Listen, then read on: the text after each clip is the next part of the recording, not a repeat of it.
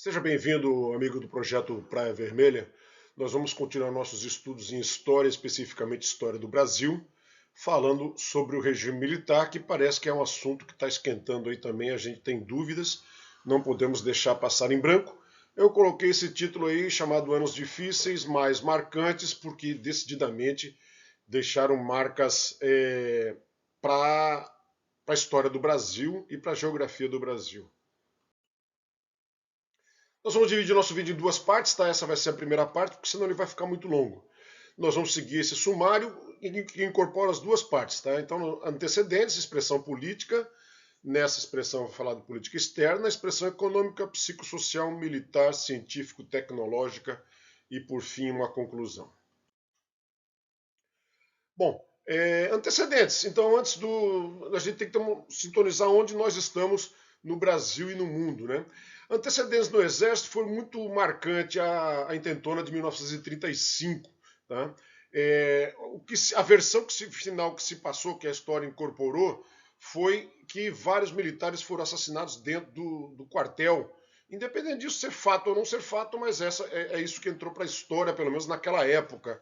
Né? E isso machucou muito o exército. O exército realmente era um exército bastante até amador, né? Estava passando já por um processo de transformação, com missão indígena, missão francesa, mas ainda era um exército que ficava muito devendo. As campanhas do exército na década de 1920 foram muito ruins, né? Muito aquém daquilo que se esperava da força, meio que esquecendo os grandes feitos e as grandes ações. A gente já falou sobre isso, as grandes ações de Caxias.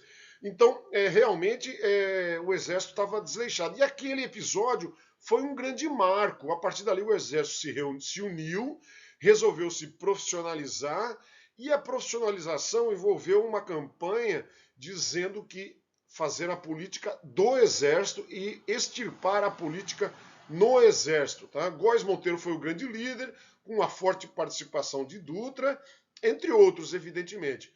Mas o fato é que o Exército passou a ter um grande fator de coesão, que foi o anticomunismo. Né? E esse anticomunismo estava presente, já arraigado na década de 60 no Exército. E esse anticomunismo ele estava também no Brasil. Tá? O Exército ele estava sintonizado, não estava desleixado com a população, não. A população também incorporou esse grande medo do comunismo. Tá? E quando chegou em 64, viu o populismo influenciado decididamente pela esquerda, inclusive pela esquerda mais radical, viu ações e a sociedade ficou com medo. Tá? As maiores representações da sociedade ficaram com medo. Tá? Então, a igreja, a OAB, os grandes empresários, tá? Então, a mídia, de uma maneira geral, tinha muito receio do que estava ocorrendo naqueles últimos governos antes do regime militar. Tá? Havia um desenvolvimentismo nacionalista, já também focado com grandes despesas e com grandes empréstimos. Então, tudo isso estava sendo já questionado. No mundo, o cenário da Guerra Fria estava presente em todos os cantos do mundo, tá? Inclusive na América Latina, evidentemente. Tá? Então, não existia nenhum país do mundo que pudesse ficar livre das garras, ou aderia aos Estados Unidos, ou aderia à União Soviética, ou ia sofrer pelas influências muito fortes dos dois lados. As três opções eram muito ruins, não tinha para onde correr, não. O cenário geopolítico mundial era esse, e era isso aí, tinha que entrar nessa ciranda aí, tá? Já antecedentes mais imediatos. Havia uma crise econômica e social, tá? Então inflação alta, muitos protestos, muitas manifestações, era uma coisa que o Brasil vinha num crescendo e continuou e chegou ao seu clímax aí na década de 60. Há um radicalismo nacionalista de esquerda, tá? Cada vez mais radical, claramente, com Jango. Tá? O comício de Jango na Central do Brasil assustou, em particular, os militares, mas a sociedade como um todo. Um comício bastante sindicalista e bastante populista. Paralelamente, ocorreu a revolta dos sargentos em Brasília, tá? Um movimento que também estava deixando marcas nas Forças Armadas, e revolta dos marinheiros. No Exército não houve nenhuma revolta, mas na Marinha e na Aeronáutica elas foram marcantes. A sociedade participou com marchas da família pela liberdade, tá? E vários posicionamentos de várias entidades. E o episódio derradeiro foi a coluna de marcha que partiu lá de Minas Gerais em direção à capital. E aí o exército não sabia muito o que fazer, se ia aceitar, se não ia aceitar, se ia enfrentar. Uma outra coluna partiu de São Paulo, a AMAN entrou em prontidão, ia haver um risco por poucas horas de uma cisão interna, e até que o exército decidiu efetivamente tomar o poder, e foi isso que foi feito decididamente, não há nenhuma sombra de dúvida, que atendendo a interesse da maioria das forças ativas da sociedade. A primeira ação depois que o exército tomou o poder foi a criação do Comando Supremo Revolucionário, tá? Responsável pelas primeiras decisões. Colocou um Comando Supremo, nomeou generais lá, as forças das três forças, e começou a tomar decisões políticas, e a primeira decisão de vulto foi realmente a escolha de Castelo Branco para ser o presidente. Castelo Branco, uma das suas primeiras ações foi instituiu atos institucionais, né? Alguns mais marcantes, o AI-2 e o AI-5, nós vamos falar agora. O AI-5 não foi com ele, mas o AI-2 extinguiu os partidos. O Brasil era pluripartidário e optou por ter apenas dois partidos, um partido do governo e um partido de oposição. Não houve o monopólio de partidos em nenhum momento do regime militar, muito diferente dos regimes comunistas. A ideia não era decididamente fazer um partido único. Tá?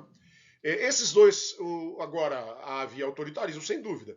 O Castelo Branco tinha poder para caçar mandatos de políticos que faziam oposição. Evidentemente, a ideia inicial foi extirpar a esquerda do poder, né? Então vários políticos foram caçados. Houve um aumento do número de ministros do STF. É uma estratégia para quem quer impor o poder. Decididamente, você mantém o STF, não mexe, mas insere novos ministros que você escolhe, e aí você tem decisões mais favoráveis no STF. Isso está em voga, de vez em quando aparece um presidente aí querendo aumentar o número de ministros do STF para poder ter mais influência sobre o STF. Tá? Isso não é novidade agora, não. Isso já é histórico. Nas eleições de 65, curiosamente, tá? Praticamente todos os candidatos a governador apoiados pelo regime militar foram eleitos. Tá? Então houve um apoio maciço da população. Só não foram eleitos os governadores da Guanabara e de Minas Gerais, que eram importantes. Tá?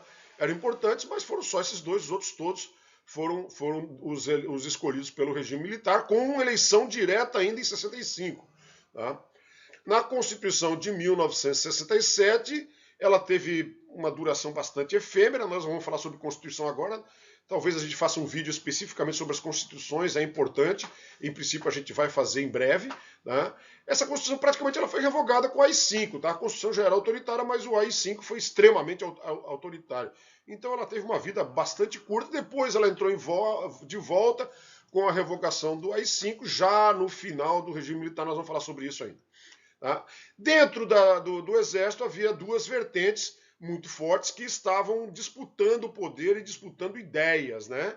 Os moderados, com a chefia nessa época de Castelo Branco, que desejavam passar o poder o mais rapidamente possível para se livrar dessa bucha, né? E os de linha dura que consideravam que o exército tinha que assumir, tinha que combater e até extirpar qualquer chance da esquerda voltar ao poder sob a liderança de Costa e Silva. Inicialmente Costa e Silva, mas essa linha continuou durante essa disputa política interna do Exército, ela continuou durante todo o regime militar. Com o AI-5 houve então um endurecimento, tá? Se rompe a Constituição.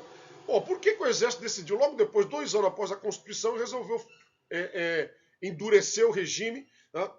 Primeiro, o governante foi Costa e Silva, claramente a linha dura venceu essa parada no começo aí, tá? Então, mas o que aconteceu? Já antes de 64 já haviam várias manifestações de caráter comunista, mas depois de 64 as manifestações começaram a pegar mais pesado, tá? Então, o PCdoB, o PCB, o Partidão, chamado Partidão, né? Começou a ter uma atuação bastante marcante em oposição, tá? Com o racha da China com a União Soviética surgiu um racha também nos comunistas brasileiros. O PCdoB foi apoiado pela China. A Revolução Cubana decididamente trouxe grandes ideais e trouxe grandes esperanças para uma nova forma de implementar o comunismo chamado foquismo, que foi efetivamente conduzida no Brasil por alguns grupos. e foram criados vários grupos de guerrilheiros já no começo do regime militar, tá? Com a Aliança Libertadora Nacional, VAR Palmares, MR8, entre outros. Tá? São mais de 20 grupos guerrilheiros que patrocinaram ações de guerrilha. Tá? E houve essa decisão por parte do movimento comunista internacional pela guerrilha urbana e pela guerrilha rural. Tá? Destacaram-se duas grandes lideranças, Carlos Marighella, tá? Com seu mini manual do guerrilheiro urbano, usado por forças de guerrilhas do mundo inteiro, mas muito usado no Brasil. Aliás, ele serve de fonte de inspiração até hoje, uma obra realmente perigosa, né? De enfrentamento do poder por parte da guerrilha. E Carlos Lamarca, que foi um capitão desertor, né? Que montou um foco de guerrilha ali em Registro. Nós sabemos disso. Tá? Houve uma bomba no aeroporto de Recife, logo depois, em 66.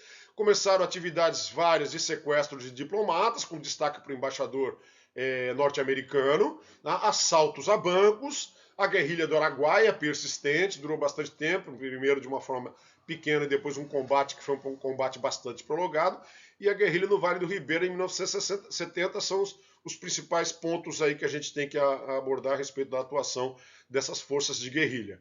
Tá? E no final do governo Costa e Silva houve uma junta provisória aí que jocosamente foi chamada de Três Patetas, que aparentemente não acrescentou muita coisa para a história do Brasil, mas é que o Costa e Silva ficou doente, né? Não teve condições de terminar o seu mandato. Essa junta assumiu até que fosse eleito indiretamente o próximo presidente. O próximo presidente foi Médici, né? Então ele criou a Operação Bandeirante. A Operação Bandeirante, sim, é uma junção de vários órgãos para o combate mais efetivo à esquerda. Então vocês percebem que a política realmente estava se fechando em torno para combater. Era Guerra Fria, não vamos esquecer disso. Tá? Esses movimentos guerrilheiros não eram só no Brasil. Movimentos guerrilheiros em torno na América Latina existiam dezenas e, quiçá, centenas de movimentos guerrilheiros com muita força, inclusive chegando a tomar o poder em alguns países. Né? Então, houve uma operação chamada Operação Bandeirante para desagregar esses movimentos guerrilheiros. Juntou o Serviço Nacional de Informações, a Polícia Federal, o DOPS e os departamentos estaduais de Operação Pública e Social. Tá? Este ano ficou conhecido como Anos de Chumbo, realmente foi um grande combate a essas facções de esquerda, umas grandes operações de censura, de força. Né? O fato é que houve essa vitória, né? A vitória do regime militar sobre as guerrilhas de esquerda foi incontestável. Tá? Se isso foi bom para o Brasil ou foi ruim para o Brasil, fica na interpretação do historiador. Diga-se de passagem, abrindo um parênteses, é muito difícil você falar do regime militar sendo imparcial. Em particular, em razão dos historiadores brasileiros e da grande disputa ideológica do regime atual, que a gente sabe que é um regime que combateu o regime militar. Os mandatários hoje do Brasil combateram o regime militar. Então você não consegue encontrar uma fonte isenta. Aliás, nenhum historiador é isento. Né? Todo historiador, quando redige, faz o seu livro, faz o seu relato histórico, faz sob o seu enfoque. Tá? Então não existe imparcialidade na história, mas fecha parênteses. Tá? O fato é que o governo Médici terminou com altíssima popularidade. Tá? Um fato marcante foi, inclusive, ele levando a rainha da Inglaterra no Maracanã, onde todo o Maracanã levantou e aplaudiu de pé espontaneamente. É uma coisa que nunca mais se viu. Né? Então, porque graças às ações econômicas que nós vamos ver num outro campo, né? A popularidade dele estava realmente em alta. Então, no governo Ernesto Geisel, ele propôs fazer uma abertura lenta, gradual e restrita, como previa a doutrina da Escola Superior de Guerra. Tá? E se propôs e efetivamente fez isso. Tá? Independente de ter sofrido pressões de um lado ou de outro, tá? Ele efetivamente fez isso e depois o Figueiredo deu continuidade. Tá? O fortalecimento das indústrias de base e uma luta por autonomia com maior investimento nacional. O Geisel queria efetivamente que houvesse um investimento nacional, porque o investimento estava sendo feito por multinacionais e a gente ficava dependendo muito das multinacionais. Tá? Mas no começo não havia outro jeito, você precisava de dinheiro, você precisava que as pessoas entrassem aqui para gerar essa arrecadação. Agora que o Brasil já tinha um desenvolvimento maior, a ideia do Geisel era que efetivamente nós tivéssemos um aumento da indústria nacional. Tá? Então, colocou vários programas nesse sentido. Mas houve um grande crescimento da oposição, em particular quando o choque do petróleo. Né? Começou a inflação, não tem jeito. Quando a condição econômica é ruim, a política é invadida, né? Não tem como. Então, baixou o poder aquisitivo da população e tal. A população não quer saber se é crise do petróleo, se é. Não, quer viver, comer, quer, né? Então, e houve um grande crescimento da oposição com a vitória por larga margem em 74, elegendo 16 dos 22 senadores. Né? Um episódio marcante que caracterizou essa na expressão política foi a demissão do Silvio Frota, que era o ministro da Guerra, né? Puxa, agora desculpa, eu não sei se era da Guerra ou do Exército, depois vamos checar isso aí. O Silvio Frota foi. Ele era da linha dura, tá? Ele efetivamente ele já começou a fazer oposição a Geisel e ele não queria essa abertura, não. Inclusive chegou a mobilizar uma tropa de blindados e tentou depor, não nada muito marcante, mas tentou depor Ernesto Geisel e foi demitido e houve a vitória do Geisel aí. E por isso que o regime militar não se estendeu mais, tá? Então, o Geisel foi muito forte, pulso firme nas suas, assim como o Figueiredo depois também. Né? Houve aí a fusão do Rio de Janeiro com a Guanabara, houve a divisão do Mato Grosso. Essas duas coisas ressaltam o seguinte: tinha que fazer? Tinha que fazer. O Mato Grosso do Sul é muito diferente do Mato Grosso. Dois estados, Rio de Janeiro, um microestado, Rio de Janeiro e Guanabara, não fazia sentido. Mas, evidentemente, você faz no momento em que isso é politicamente conveniente. Tá? O Rio de Janeiro eram dois estados que faziam oposição ao governo. Junta, viram um só. O Mato Grosso era um estado que apoiava muito o governo. Divide, são dois grupamentos de políticos. Então, essas jogadas são feitas na política e, gostando você ou não, é isso aí que acontece. Né? Então, houve um fechamento do Congresso em 1977 e com um pacote de abril. Tá? A ideia era uma abertura lenta, gradual e segura. Não era para abrir ainda, não. Tá? E houve a revogação do AI-5 em 78, já nesse processo de abertura, já provavelmente com a aquiescência do Figueiredo, que seria o próximo presidente. No governo Figueiredo, lembro que Figueiredo nasceu no exílio, né? O pai dele havia sido exilado, estava no movimento, participava de movimentos na década de 30 e havia sido exilado. Então, Figueiredo, ele realmente é filho de um exilado, então foi escolhido a dedo pelo Geisel para dar continuidade, e ele deu continuidade da mesma forma, lenta, gradual e segura. Prometeu terminar o seu mandato e passar para um civil e fazer do país uma democracia, e fez assim, ainda enfrentando resistência de ambos os lados. Ok? Ele prometeu uma anistia ampla, total e restrita, isso no dia da posse ele prometeu isso, e fez, anistiou todos os políticos de esquerda que estavam dos seus crimes, de esquerda e de direita. Tá? Os militares que se excederam, tá? Os políticos que cometeram atentados terroristas, todos eles estavam perdoados. Todos os crimes políticos estavam perdoados. Em algum momento depois isso tentou ser questionado, há pouco tempo atrás, se ia acabar com a anistia, não ia acabar com a anistia. Ela perdura até hoje e todas as pessoas que cometeram esses crimes de um lado e de um outro nessa época estão amparados por essa lei da anistia editada pelo governo Figueiredo. Ele prometeu continuar a abertura, fim do bipartidarismo, tá? Pipocou vários partidos começaram a ser instaurados, tá? E isso no campo político. Tá? Houve um grande aumento do desemprego, da inflação, da dívida externa, negociação com o Fundo Monetário Internacional, e essa crise econômica, evidentemente, o viés político fica muito forte, né? Você libera a atividade da oposição e, ao mesmo tempo, você enfrenta uma crise política, a oposição tem munição para cair de pau em cima, né? E foi isso que aconteceu. Foi um grande movimento, com greves e protestos, um grande movimento chamado Diretas Já, que queria muito que as próximas eleições já fossem diretas. O Figueiredo não abriu mão do seu planejamento inicial, a eleição saiu como ele programava, tá? E surgiram esses novos atores políticos que, inclusive, outrora apoiavam o regime militar, passaram a ter outras opiniões divergentes, a ser divididos e tal, como, por exemplo, a igreja, que até hoje é dividida, né? Existe o clero progressista, a teoria da libertação, tá? E ao mesmo tempo renovação carismática, que faz oposição a isso. Então a Igreja Católica está decididamente dividida, né, politicamente, né? Né? Houve uma prisão, durante um tempo, prisão de clérigos, que o regime militar achou que estavam contribuindo com comunistas, né?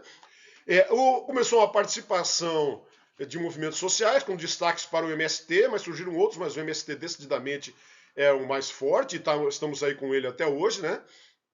Surgiu um sindicalismo bastante forte, bastante atuante, com muitas greves e com muita força, liderados em particular, tem que ser destacada a liderança do Lula nesse sentido, tá? E surgiram também minorias, tá? Então queriam novos direitos sociais, tipo divórcio, tipo direito de homossexualidade, esse tipo de vertente surgiu já movimento negro, movimento é, relacionado ao ambiente. Então esses movimentos começaram a ganhar força já no final do governo Figueiredo, ou mesmo durante o governo Figueiredo.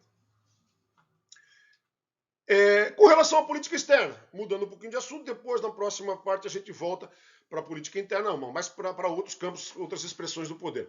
Na política externa, o Castelo Branco ele se alinhou com os Estados Unidos, não tinha outra opção, não tinha dinheiro para nada, pediu muitos empréstimos para o governo americano, esse alinhamento foi necessário e foi bem-vindo, efetivamente os Estados Unidos ajudaram muito numa espécie de reconstrução da economia brasileira, tá? E aí, depois com o Costa e Silva, já se começou a reduzir um pouco essa influência norte-americana, não rompimento, mas ele chamou, Costa Silva chamou de diplomacia da prosperidade. Tá? Então, uma solidariedade terceiro-mundista, mas não uma adesão formal a tudo que os Estados Unidos queria.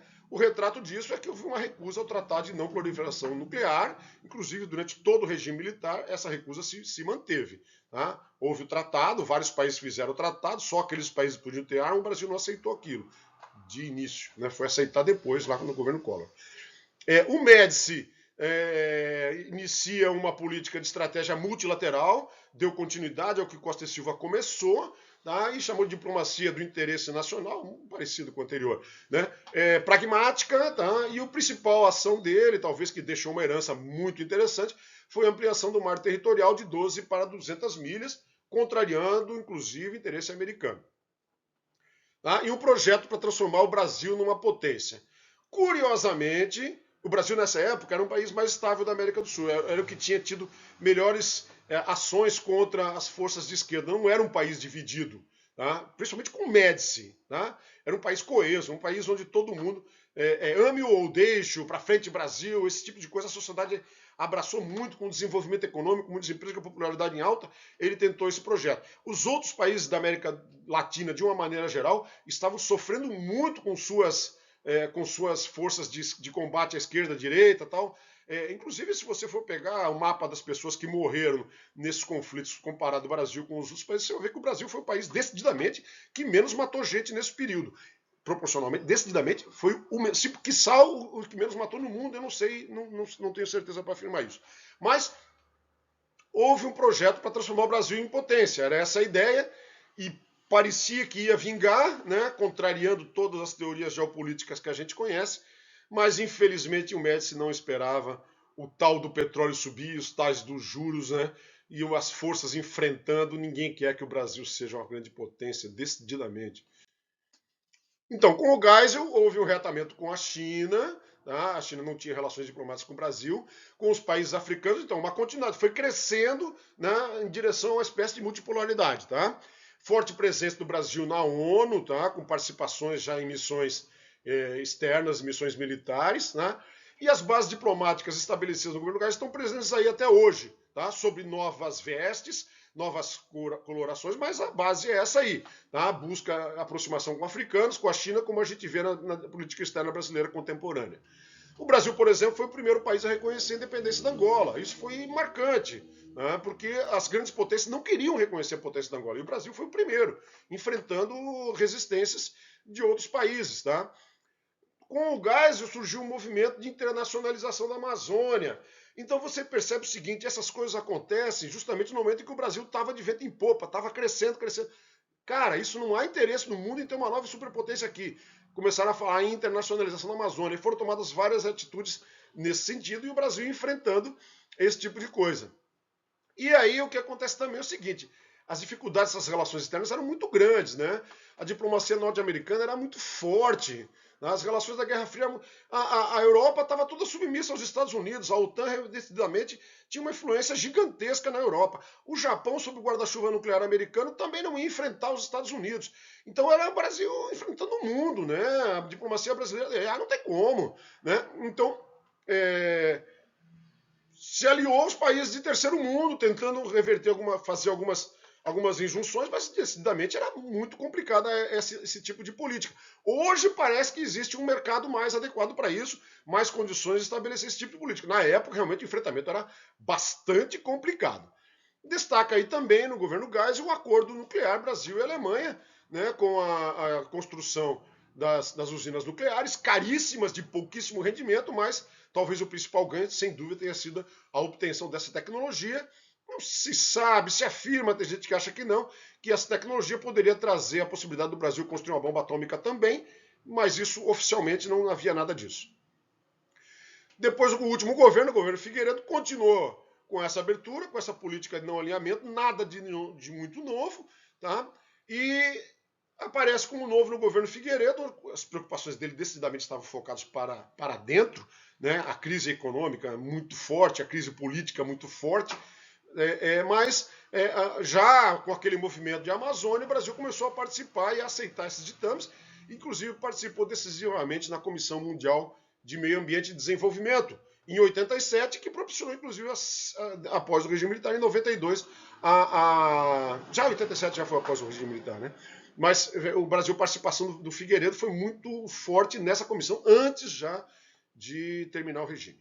Ok, gente? Vamos para a nossa segunda parte. Até breve, um abraço.